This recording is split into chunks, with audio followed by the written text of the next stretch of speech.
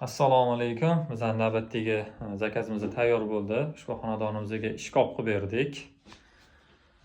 Hop, shkop razmerlari 1.80 ga 2.40. Shkopimiz kupe 3 qismdan iborat. Birinchi qismi vishilka, 2 qatorli vishilka qilib berganmiz. Ikkinchi qismiga esa uzun kiyimlar uchun qilib berdik. O'rta qismimiz polkalar, alohida polka qilib berib, tagiga tortma qilib berdik. Shkopimizni laminat MDF dan qilib berganmiz. MDF nomi Beli Corona, bejiviy.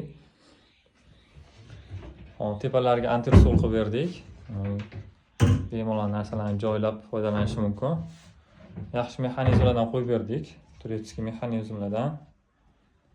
Hop, yana bu yoqqa alohida mexki mebelni qilib berdik. Bu mexki mebelimiz, yumshoq mebelimiz. Kreslo kravat ham stol bo'ladi. Ham kravat bo'ladi. Uni bemalol foydalansa bo'ladi. Bu stol qilib foydalaniladi bunda.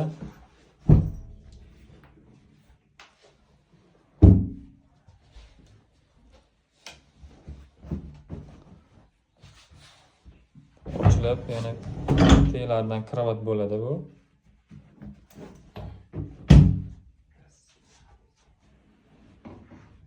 Mexanizmlar rossiyskiy mexanizm.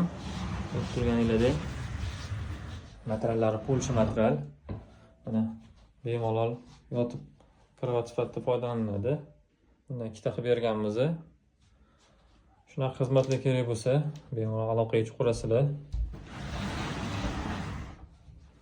Telefon nomerlarimizni, kontaktlarimizni qoldiramiz.